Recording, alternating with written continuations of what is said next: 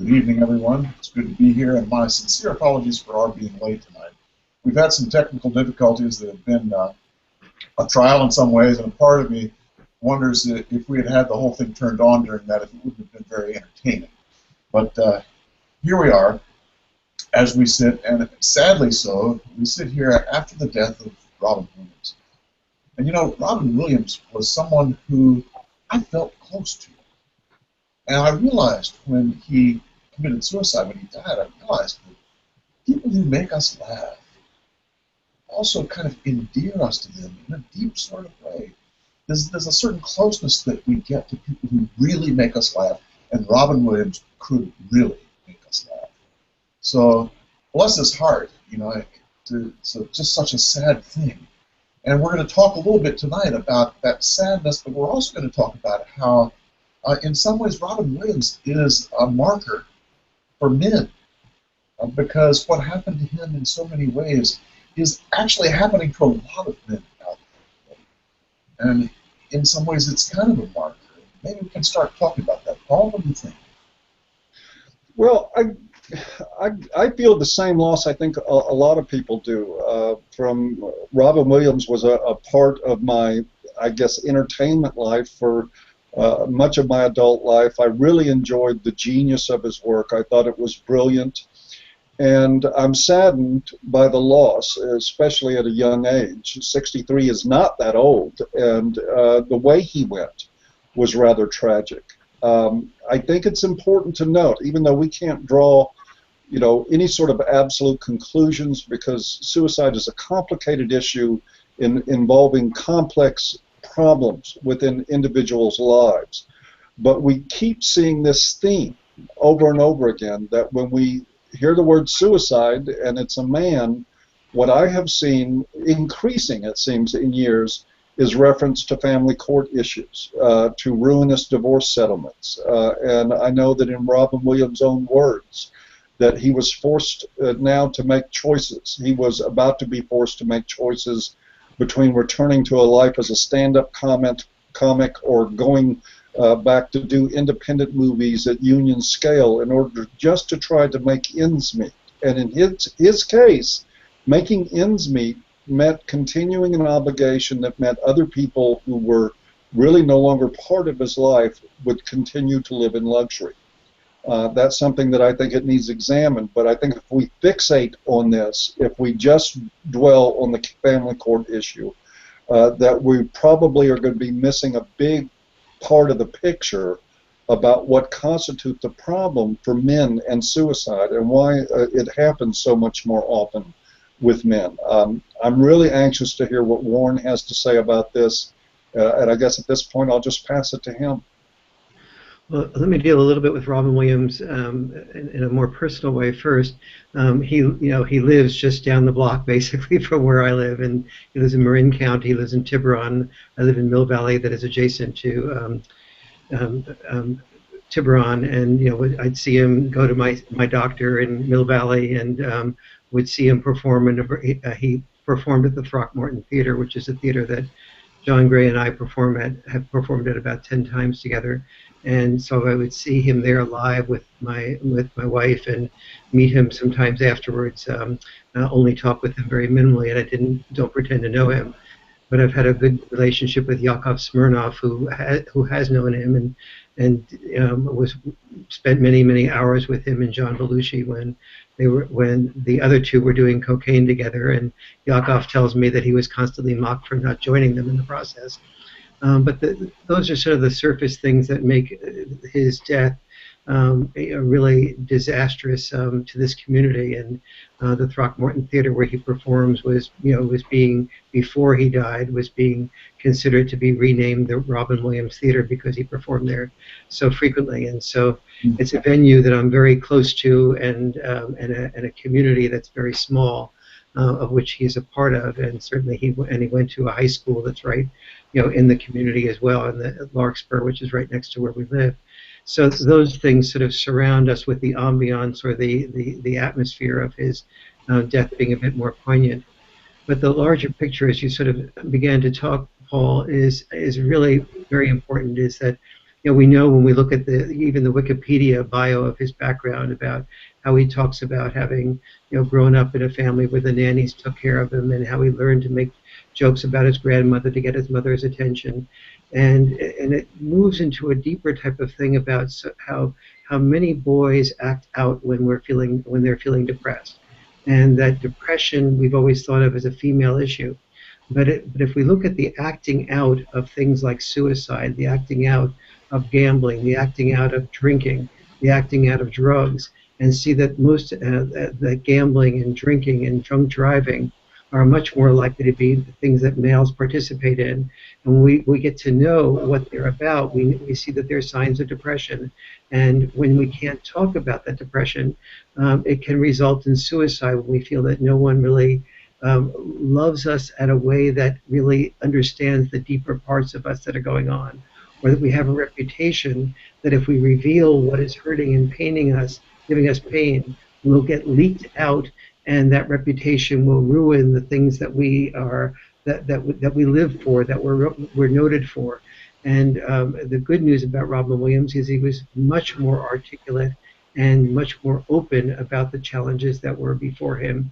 And at the same time, it is behind most clowns and most comedians are people with very deep troubles and insecurities and challenges that while we can really love their performance like we love a hero, we have to recognize that oftentimes behind a hero is a man who's risking his life, and oftentimes behind a great performer is someone who's covering up a great deal of pain.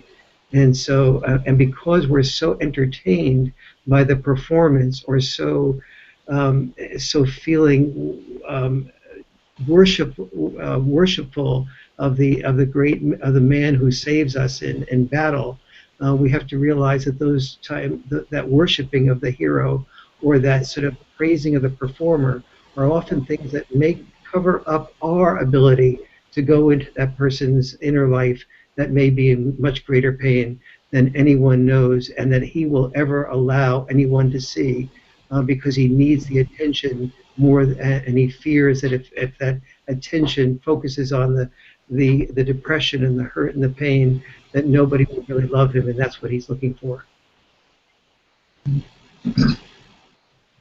So how, and I think that is a very accurate picture, and it always seems to me that when we have this type of discussion, we're really talking about painting ourselves into a corner, because on one hand, this is, as you've said many times, Warren, women aren't attracted to men that are vulnerable. They are attracted to men that are just the opposite. And at the same time, being vulnerable and being honest about your own pain and being willing to express it may be the one path away from a tragic ending for some men. Mm-hmm. So what we're essentially saying is that the path toward wholeness and healing for men is in a way a path away from women.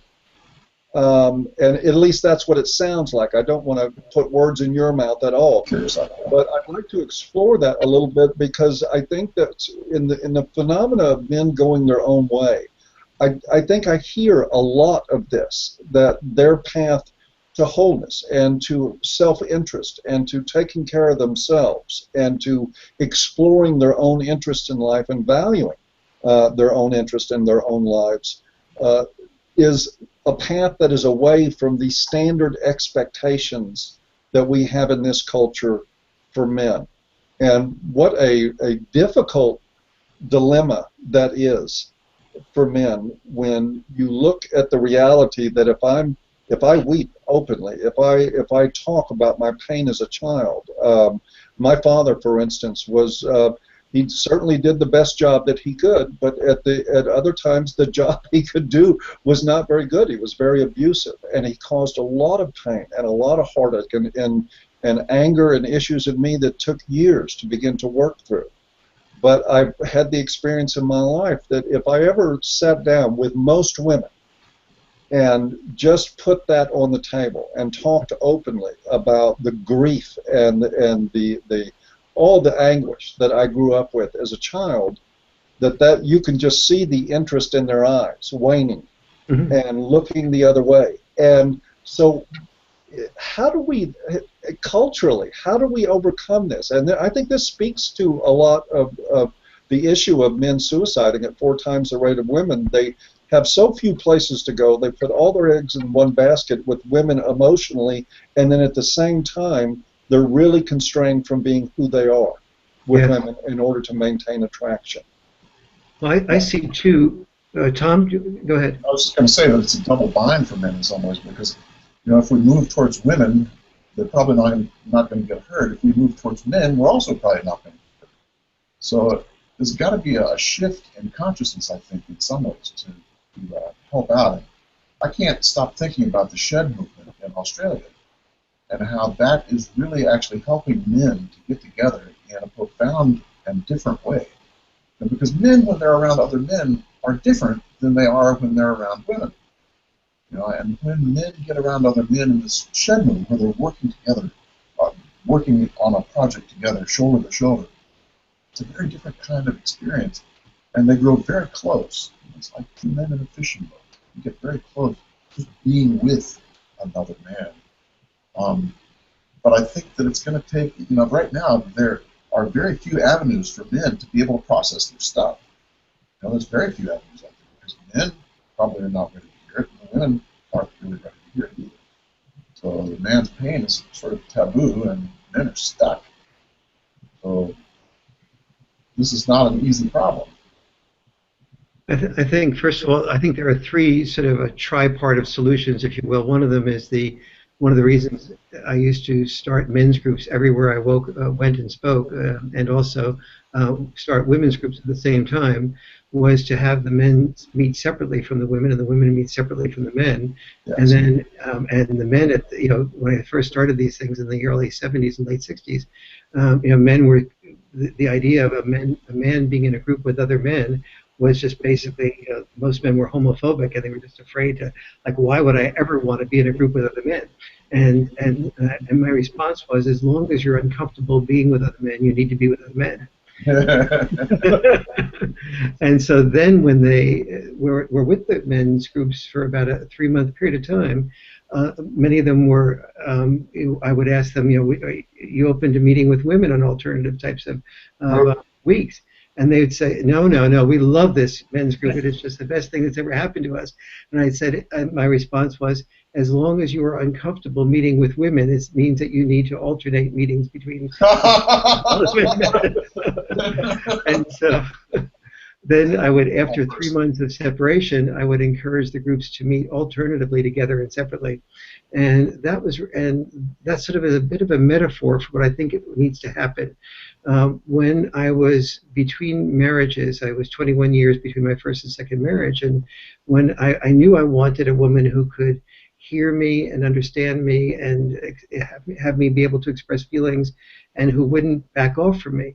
And so I just did what I needed, and I lost a lot of women. I also didn't pay for women when I went out. I explained that I felt that part of independence was I didn't want a woman to be going out with me because she felt it was a free dinner. I wanted to make sure she knew that I valued myself enough to bring to the table certain skill sets that were above and beyond money.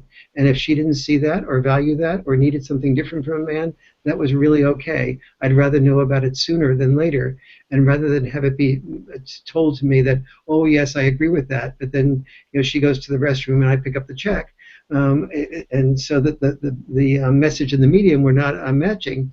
I said what I needed, and I lost a lot of women through that process. But I also found women that were so amazed at my courage to speak up and to go outside the box of what traditional masculinity was about. That also was an attractant, but it was an attractant to the type of woman I wanted. But I think that for the average man, for many men, that is a possibility, and for other men, that there's a need for a social support system. There's a need for us. Part of MANstream Media, part of our purpose is to say that we need to have a culture that doesn't require there to be an extraordinary woman to become a doctor, as would be true in the 1950s, or an extraordinary man to express feelings or to say that he wants to be a full-time dad, as is still true today. And so I think that discovering your unique self, discovering who you want to be, is not something that is supported very well or at all in our system. And that's where we need to sort of basically say, the women's movement gave women an opportunity to discover themselves. Now it's time for us to discover ourselves, and women want men who come at sharing their feelings from strength. We have to communicate to them that it is strength, and be strong enough to do that together. And I think also, Tom, you've pointed out there's lots of other ways of seeing that type of strength. Yeah, I just think that we're up against a terrible foe here with this stuff. And you can think back to the 1990s with the Robert Bly stuff and the men's movement, basically, where men started getting together. They started talking about their problems. They started being with each other in a very profound sort of way. And what happened? They were shamed repeatedly by the media and by anybody who could get to them. Oh, those men just going out and taking off their clothes and batting drums in the woods. So I think we need to realize that there is a lot of resistance to men being able to talk to each other. And men feel this, and it's real. It's a very real thing. And the media is out there to condemn men who do that because it is threatening. If men start really being able to appreciate each other and be together, that's threatening for our culture because they're no longer disposable. They value each other, And that's what, in my mind, that's what was happening with the Bly thing. Is these men started to value each other. They started to be together and value each other and just have experiences together that were enjoyable. Mm-hmm. And that was forbidden. We can't have that. No. Not men enjoying each other's company. And I think we need to find ways to help men enjoy each other's company. It boils down to something that simple to start with. So, I've been involved in a men's group for... Tom, what are some of the ways that you've found that can be done? I was just going to tell you. I've been involved in a men's group, a group of men. It's mostly male therapists. We've been meeting for 25 years. And it is a wonderful thing. And we don't go and talk about our feelings. Sometimes you do, but it's basically you go there and you check in. You say, here's what's happening this week. And that group knows my story. I've got a group of people who support me in my story. My wife loves it. She thinks it's wonderful because it really takes the pressure off of her. I don't need her as a support as much as I do before. But I got these men, and it's a very, very powerful thing to have. And I wish other men could have this kind of connection with their male friends because it's very potent. And I wish Robin Williams had had something like this because, frankly, it's a big, big help for men. When we were little guys, gosh, I had friends, male friends. We'd do things together. We'd play ball. We'd go out and run. We'd fight each other. We'd get in trouble. We were friends. And men, when they move out of the house and they start to get married, we lose that. We lose that friendship. We lose that togetherness. We lose that thing of being together and just hearing each other's story. Mm-hmm. And we need to regain that. And I think that's one of the main things we need to regain. I'm not so worried about men dealing with their feelings. That doesn't bother me at all. I want men to be able to enjoy each other's company and to be together. That's what I think will help us heal. You know what I want to add to that, Tom? One of the things that I thought was so magical, and for anybody that was there, they know that the conference that we had in Detroit was literally a magical event for many, many of the people that attended there, particularly the men. And I'm still getting reports from people and talking to people that, and it was even written up, I think in Salon or somewhere else, that by somebody who observed it, that it wasn't the most high-dollar environment in the world, but you couldn't, by looking at anybody, you would think they were at the World's Fair. It was the connection between the men there for the first time, meeting face-to-face, shaking hands, and you're right. They weren't sitting around in circles, passing Kleenex and talking about their childhood. I have a feeling that many of them could have and probably did, often more private settings during the conference.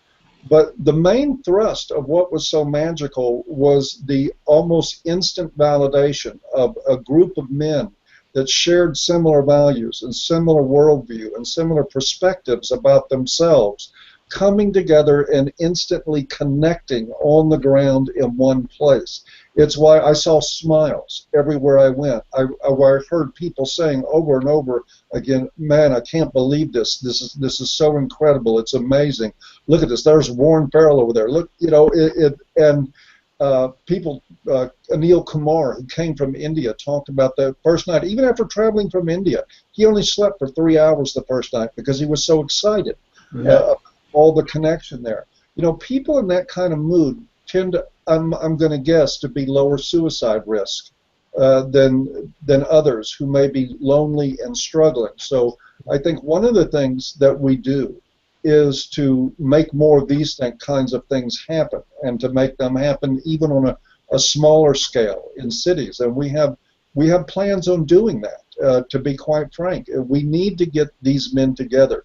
The other thing that Warren touched on that I think is really important, and he said it in so many words. You know, I watched for years as I worked in the addictions field. I encountered thousands and thousands of drug addicts, and in that population, naturally, there were quite a few, unfortunately, suicides in that. A lot of it, of course, you would relate to the addictive behavior, to the problems that stem from addiction. But as I look back on all of those, part of the difficulties for most of those people, most of them men, were relationship issues. And you can take the addiction out of the picture and take the drugs or the alcohol out of the picture. And what I still saw over and over again, and what was reported to me in groups of men that I worked with year after year, was the frustration that men, when you start digging into how they feel, with feeling like there's something wrong with the very nature of their relationships, like everything in the world is supposed to be about her feelings, what's important to her, making her happy all the time. And when you really start asking men to dig into what they resent in relationships, you invariably get a lot of men saying, it's all about her, and nothing I ever do is good enough. And that is the kind of frustration that can lead people to increased addictions and frustrations and acting out in other ways. And what I heard Warren say real clearly is that his solution was a different kind of woman, that he actually screened by putting out there, one, I'm not going to support a relationship financially. I'm not going to be the designated pack mule. Warren, he's Warren Farrell. He's going to find much more delicate language than I will. But what he's saying is that this is not on my dime. That we either come together because we value each other and we share expensive, and we show that we want to be with each other. And also he's saying, I want to be able to express how I feel, what I think about things, what's important to me, and I want that to be on the table right alongside the things that are important to you and the things that you want to express and the things that you feel. And to me, if that's what you seek in a relationship, you will weed some people out. But eventually you're going to find that. And I'm just betting, that men that find those kind of relationships are less prone to killing themselves than men who are in relationships where they are constantly a human doing instead of a human being, and where they are constantly trying to please, and when they're constantly trying to act as though the moon is hung around their partner. That is a great romantic notion for a lot of women in this culture. I want a man to treat me like a princess. I want a man that thinks I hung the moon. It's also an ambition for 2-year-olds. It is not the ambition of a grown woman to seek somebody to make her the center of the universe. And when you're the center of the universe, very little else can possibly of value is going to exist. How men end up out there, I think it's because they're conditioned to. And I think that part of our dialogue is hopefully inspiring the idea in men that they don't have to get their validation by making somebody else more important than them. I think there are so many. When a woman loves a man, when she cheers for him, when she supports him, many men are okay with making that woman extremely important, even the center of their universe. It's what I hear in my workshops is that the three C's before marriage become a different three C's after marriage. That the three C's before marriage, to buy the diamond, is color, it's clarity, it's it's carrot size. After marriage, it's controlling, it's criticism, and it's the third C I'm forgetting right now, but it's the controlling, and it's the criticism, and it's the cantankerous.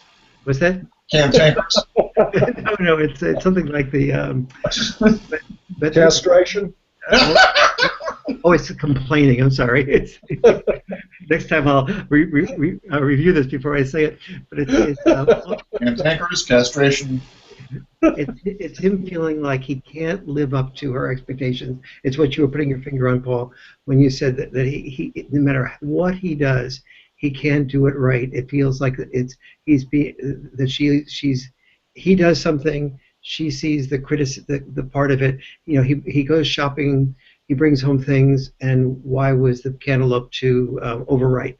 But not how thank you for going shopping. And so men have a fairly large capacity for performing for a woman when he's appreciated for what he's performing for. But it's when he's performing and he's not appreciated, and the criticisms and the complaining and the feeling that he's being controlled starts shrinking him. It would be like a cheerleader at a football game going, 1st and 10, oh, wait a minute, you didn't take the right play there. You should have done that differently. We're not going to cheer for you until you do it this way. Here's the way you should do that. No, you should have gone out faster for that pass. Why didn't you throw the pass over to the fullback rather than the wrong fullback on the wrong side? That would not be a cheerleading outfit that would inspire a lot of football players to risk the spinal cord injuries and concussions and other almost ruining of the body that men are willing to do for women. So we have two things we need to question. Is just in the old days, in the 1950s and 60s, women often would complain, I feel like my entire life is focused on a man. And men, and part of what the women's movement's contribution was to say, you can be your own person. You can be somebody without being married to a man. You don't have to define your entire life through a man. And now it's time that men need to say that about women, is that we don't need to put all our emotional eggs in the basket of women. And if the woman isn't supportive of us, we need to know how to hang out with men. We need to know how to do things with men. We need to know how to do things with women that aren't the ones that we're married to and living with. We need to do just what women have been doing, which is develop many dimensions of growth, many dimensions of satisfaction. And so I think that's the era that we're beginning to work with. And the job of our next 5 weeks is to articulate 10 men's issues. And one of the things that the purposes of that is, so what is bothering men? What do men need to attend to? What's happening with boys? What's happening with not being equally able to prepare to be involved with the children in a non-intact family situation? What are things that are bothering us? And instead of keeping them to ourselves, we are articulating them. And let's look at this in relation to suicide for a moment in Robin Williams.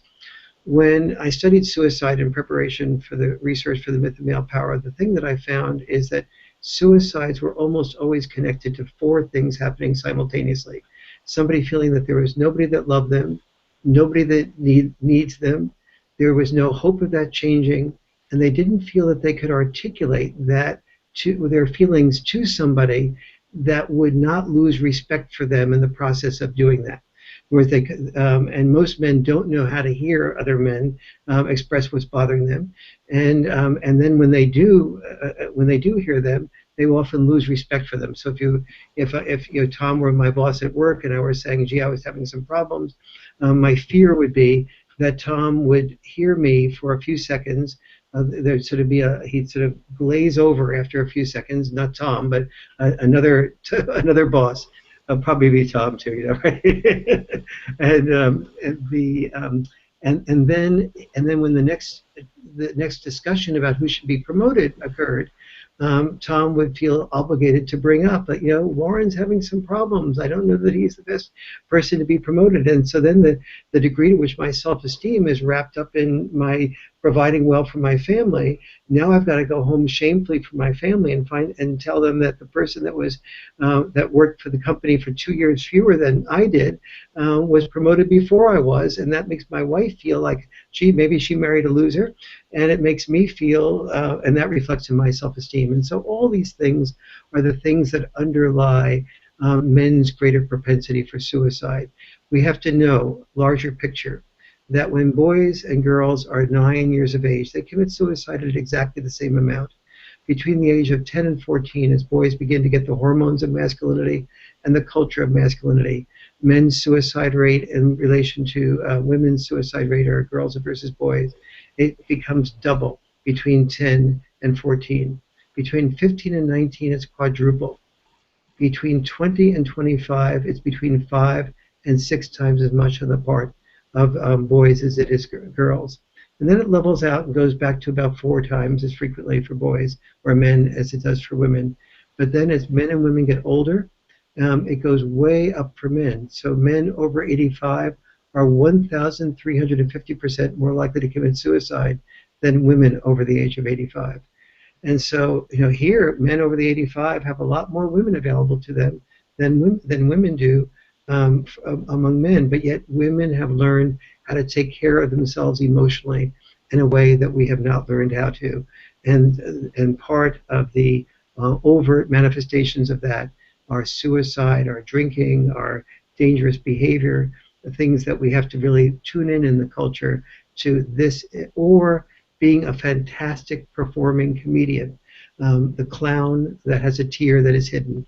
And so when we see our clowns, and we see our great performers, and we see the guys that go to war and, you know, are willing to risk their lives, let's look beyond what they do for us and look at what we can do also for them. And how do you do that, Warren? I think by paying attention to them in their non-performing mode, as well. And I remember, you know, I once shared with you my experience with John Lennon, and that first hour with him, I did not know who he was. Right. And he knew I didn't know who he was because I was damn ignorant.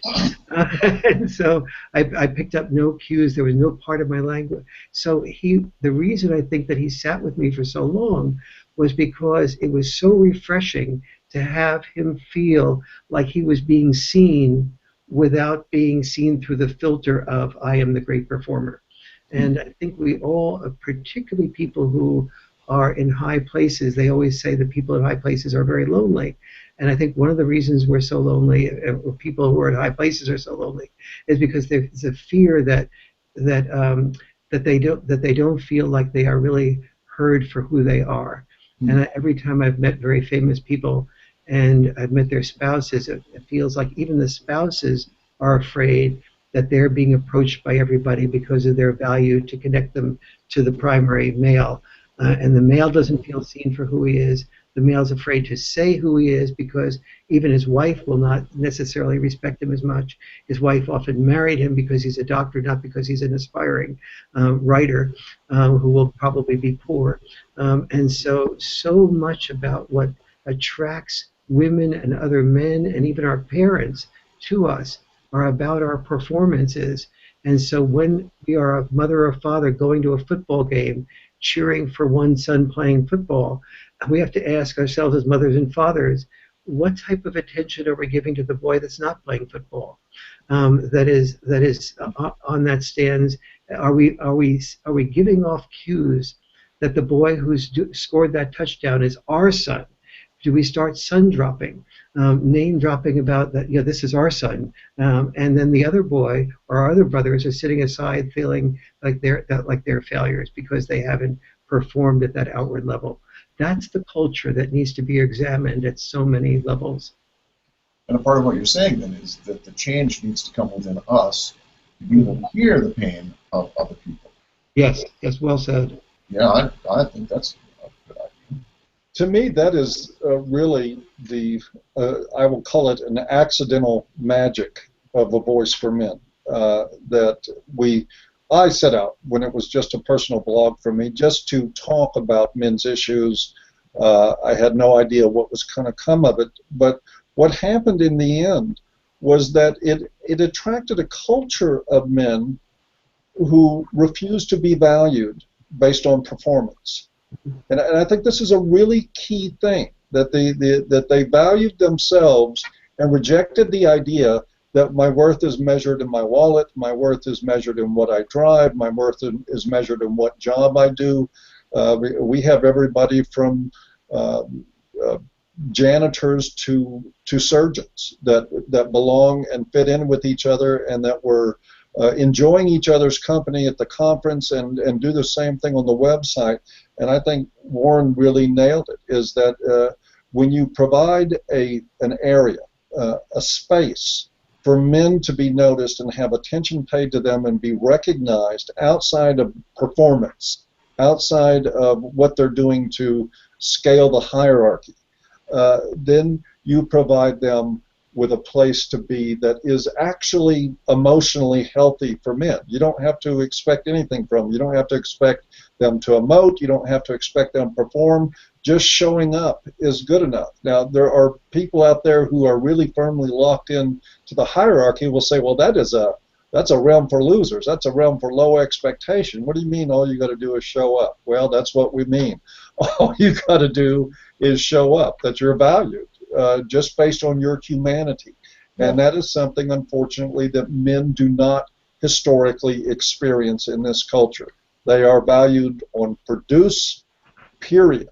And I think that does kill a lot of men. When Warren talked about the skyrocketing rate of suicide in geriatric cases with men and women, the differential between over 85, what that says to me very clearly is a lot of men that feel like they're burdens or feel like they're not of use anymore. And that, of course, is one of the difficulties of old age, is that everybody has to face that. But women tend to cope with that a lot better, because the expectations on women from the culture are so different than they are from men. For women, your value is in existing. For men, your value is in what you do. And so as long as you're existing for women, I would argue that there is motive there to keep going and to keep pushing.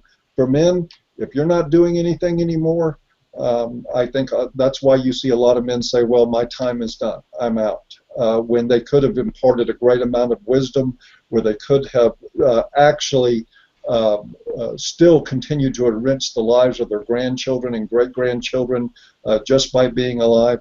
They felt like they weren't producing, so they left. I think there's a lot to be explored in this, and as we get into the future, we start dealing with the top 10, if you will, of men's issues. We'd like your input on that in the comments. If what is it you think should be part of the top 10 issues? We'll be monitoring that, and it'll be woven into what we do. But we've talked a lot here about men not discussing problems. Part of the solution is to discuss them.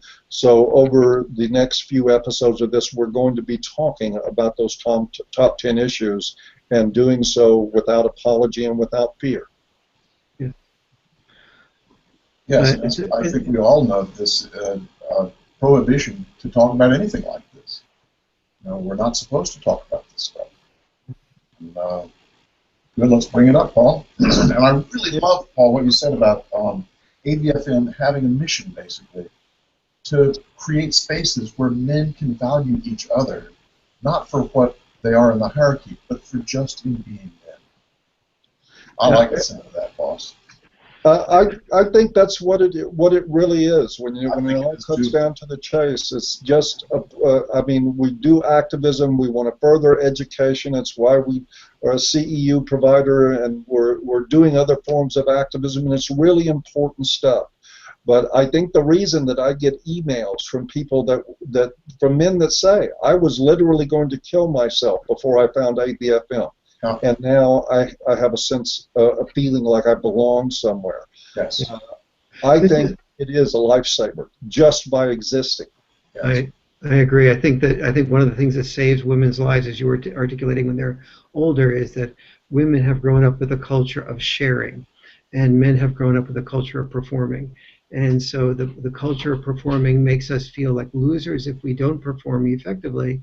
And if we do perform extremely effectively, we feel very lonely and isolated, and we don't know what we're worth. Whereas women, when they share with each other, it activates a part of our brain called the rostral cingulate zone that is very much in need of approval and connection. We know now that approval and connection with each other and feeling of friendship networks and support systems are very highly correlated with not having early deaths and not having cancer and not having a heart disease. And so we have, the more we know about the body, the more we know how healthy it is to share. I think one of the great gifts of ABFM is I often get people interviewing me about it, and when ABFM comes up, they say that, well, the first comment is, well, there are people on ABFM that say this or say that, and my response is, well, if you're going through a process of being who you want to be, you're going to have lots of different feelings at a lot of different levels. And I remember being on the board of Now and having a book handed to me by Valerie Solanas calling the Society for Cutting Up Men, the Scum Manifesto. And they were reading that. Now, Society for Cutting Up Men is not that title is not, it evokes a little bit of the possibility of some anger. And the author herself, shot this famous artist, and so there was anger in feminism. There's going to be anger in some portions of men that are going through a process, but if you don't allow that anger to be aired, it doesn't grow into going into the next process of grief. And Tom, you're just an expert on the whole process that people need to go through to be able to discover who they are, and to shut people down the moment they express an upset because they didn't express it exactly in the right way is part of a way of basically saying to people, shut up. Yes. And of course, men are sort of in a very tough spot with the whole issue of suicide because, if you can break it down into big lumps, women tend to move towards others in order to heal. Like you said, they tend to share. Men tend to move towards action or inaction. And both of those things do what? They keep them away from other people. So when women are suicidal, they're going to tell their best friend, oh, I feel so bad, I feel like killing myself. Best friend grabs her by the arm and says, we're going to the emergency room right now. Yanks her in and takes her into treatment. But the guy tries to do something actively or inactively in order to heal himself. And what does that do? That keeps him away from other people. Yes. So his nature of the way he heals is actually a disadvantage when it comes to suicide stuff because, when you're pulling back or being very active, you're not going to interact with other people to the point where other people are going to drag you into the emergency room. Unfortunately, you're going to be isolated out there and very vulnerable. And I think that's part of the reason why men commit suicide more often than women. So our nature is to take action. I think what Warren's saying too, and I think this is important to stop and examine here for a minute because I get the same questions Warren does, or well, you said this and that at this point in time, or somebody commented this or that. We can go right now to Jezebel.com, a predominantly feminist website, and there's an article that's up and running where the staff there and readers and editors are bragging about beating on their boyfriends and slapping them and knocking the glasses off their face or destroying their property because they were angry. It's all glorification stuff. And the moment a man says, I am angry, all of a sudden the social deflectors come up and the alarms are sound. Oh my God, men are only supposed to be angry if it is a useful emotion for either a woman or the society at large. Men are never supposed to be angry about anything on their own behalf. So what I have to say to people that say are concerned, well, there's some angry people over there. I'm like, you're damn right there are. Really? What did you expect? That we would have men with their children stripped out of their lives and all of their assets taken away, and nobody was ever going to be angry, or some guy would be locked up for a few weeks behind a false allegation, then let go with a sorry about that, if he's lucky, and that there would be nobody angry? No problem. Anger is a normal, healthy emotional response to injustice. People are supposed to be angry about it. So when people ask me questions about what's all this anger about, what they're really doing is revealing their ignorance of the issues, and they're revealing their bias against men.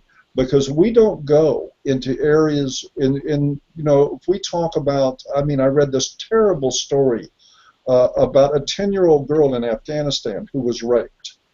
And the village that she lived in was pressuring the family to do an honor killing because the girl had disgraced the family.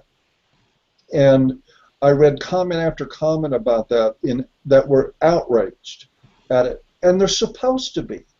There is supposed to be human outrage at that kind of injustice. But when people are outraged about something like that, everybody seems to understand, oh, of course they're outraged. Look how terrible this is. But if we express outrage, it's another part of the traditional expectation of men to just man up and take it, to just deal with whatever happens in life and never be angry. Well, I'm sorry, but if we have anything to say about it, from my camp, those days are coming to an end. And so if you don't want angry men, start listening to hurt men, to what they're saying, to what is grieving their lives. Pay attention to it when they're not performing. Pay attention to it because they matter, because they're human beings, and try to offer solutions to it. But for pity's sake, don't come and ask me, well, what about somebody made an angry statement? And also, I think it's important to remember that anger is vulnerability's mask. When it really helps when I do couples workshops. It really, because women, people, all humans and animals are more afraid of the male animal than they are the female animal.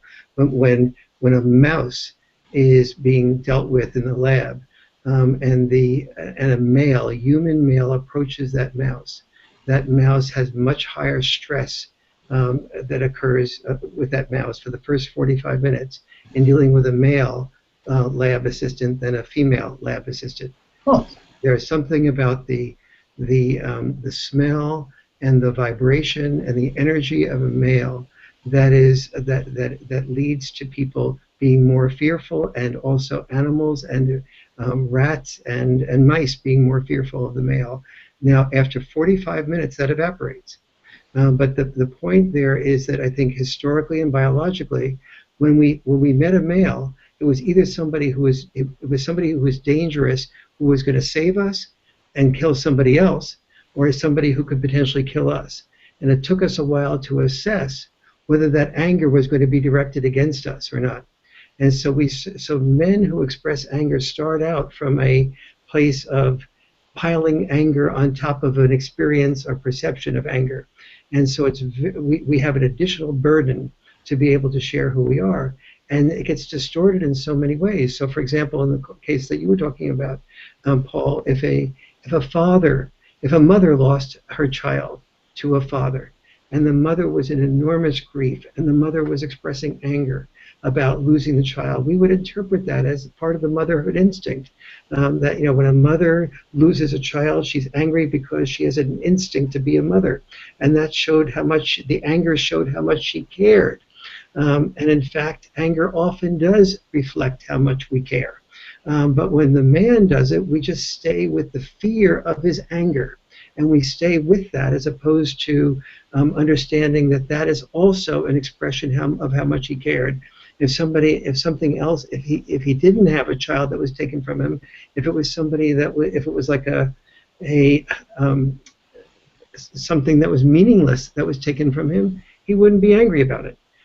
We are angry about those things that we care about that get taken from us, or that betray us, or that criticize us. So that's, I think, one thing just to hold on to. I think another thing is, I often hear when we talk about suicide, and going back to Robin Williams and suicide again, I often hear people immediately say, "Oh, wait a minute, you're missing the point. Women commit suicide. Women attempt suicide more than men, and men commit suicide more than women. So it's all even."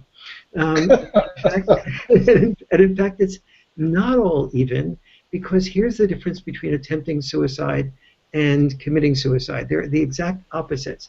Attempting suicide is what people do when they feel that when they do that, they will bring other people's attention to them. That people can attempt suicide when they have hope. People commit suicide when they feel hopeless. When you attempt suicide, you have hope that you believe that you have friends who, once they see that you're stressed, are going to come out of take you off the back burner of their life and put you onto the front burner of their life. That's hope.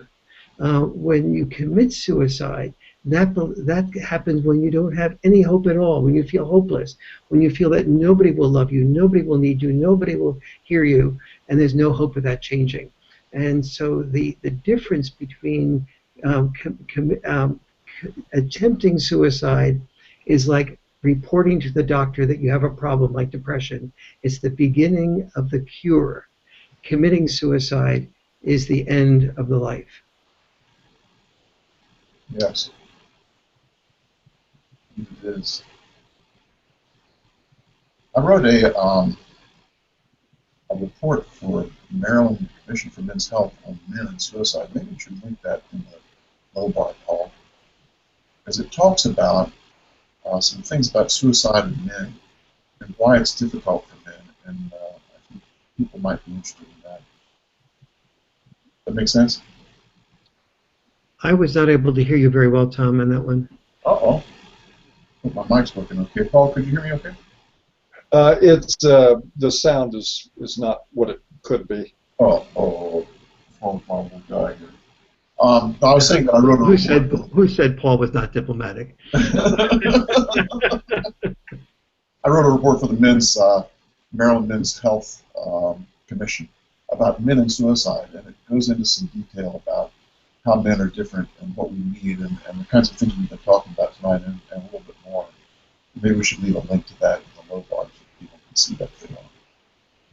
Very good. Might find it helpful.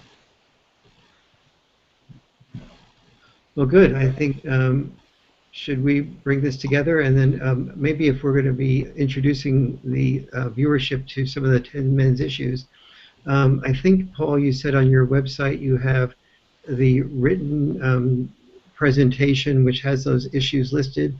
So if people want to sort of read ahead of time about some of those issues and bring their comments to bear about what they think are valid or invalid, or where we should go as a movement. There is a poll that we put on the website some time ago, Warren, and people can search for that on the site and find it, or they can simply put comments here in YouTube. We'll go there and look and put comments on this video. You can write us. You can post it anywhere. We're going to find it. We want to give you as many options as possible to get in your perspective on what you think should be addressed in the top 10 issues that face men. Some of them are obviously a given, like suicide, but different people are going to have other ideas on what they think those issues should be, and we do want to hear from you about it. And if you can't find it easily there, I've just put it on the warrenfarrell.com site, both in the video form and also in the printed form as well. So you can just search for it there. Good. Okay, great. Paul, you think about it's time to stop? Yeah, I think so. Can you hear me? I just want to get in one last word about one thing. One last lick. If, for any reason, that you're feeling that despondent, it's easy to say call 911 or a suicide hotline And you should. I mean, if you're feeling that despondent, you should seek some counseling. You should seek some attention to that right away. But if generally you're feeling despondent, if you feel like you might be heading in that direction, I can't strongly suggest enough to come over to a Voice for Men or to a Voice for Men forums and just start introducing yourself to people in that community. You can tell your story there. Nobody's going to make fun of it. I mean, we have a great community of people that actually want to hear what you have to say. And by joining the forums and posting there and introducing yourself, you can become connected to a community of people that span the world. So if you're in England, there's going to be other people in England. If you're in Canada, the same thing. You can connect to other people that actually give a damn about what's happening to you and don't want anything from you, and you know, you don't have to pay for it. You can just show up, and it's okay. And in all the experience I've had with people who suicided, one thread that most all of them had in common was the feeling, the certainty that that they didn't matter, that nothing mattered anymore. And I think one of the greatest salvations, one of the greatest things that can happen to people is to wake up and realize that they do matter, that there's worth for them. And you can't find out what that is as long as the rest of the world is looking at you as a wallet or an ATM or in what you do for a living. You can find out your worth from people who are actually seeing you. So I suggest giving it a try. I really agree with that, and I also would add to that the importance of getting together with friends, taking hikes together, doing physical exercise together, doing activities together, going to ball games together, or if you're more in the introspective mode, if you're part of a faith community, contact other people in your faith community and have once per week meetings with the people that you most identify with. And it doesn't take a group of 6 or 7 or 8 to do that with. Just find 1 or 2 people. Those 1 or 2 people will have 1 or 2 other people that they'll feel connected to, and fairly quickly you'll build a group of 7 or 8 people and meet once a week and make sure that no one in that group dominates the group. Take time going around making sure everybody gets time to speak, that everybody gets time to be listened to, and so those are some just guidelines to creating connection with real life people, as well as there's nothing more important, as well as the virtual community is a connection that that can allow you to have connection to people in Japan and India, and it's amazing how healing it is to see that there are people in other parts of the world that have problems that are very similar to yours. So both of those, I think, put together can be of real value to discouraging or inhibiting suicide. Indeed. And stay tuned out there, because I know Paul has said tonight, and I'm dedicated with him, that we're going to work towards trying to create spaces for men around the country, for ways to connect with other men. Yes. In fact, if you have ideas about that, put it in the comments. And ideas about ways to help men connect with other men, put it in the comments. Let's see where we're going, and let's start doing something. There's really nothing more powerful to prevent suicide than men having a voice, basically. Yes. And that's really what you've provided. And when you've provided that as a blog to begin with, and you're now celebrating 100 million men coming to your site, and women coming to your site, that's really quite an extraordinary statement as to how much what you're doing, Paul, is needed. Well, there's a lot of people behind that, Warren, and yes. I won't get into too much man crush stuff, but if it wasn't for you, none of this would have happened to begin with. Now, somebody take us out of here before I shed a tear. Yeah, is that about right? Well, thank you all for joining us tonight. It's been good to have you on MANstream Media, and we're looking forward to seeing you again, probably, hopefully, within the near future. Good night. It's been great.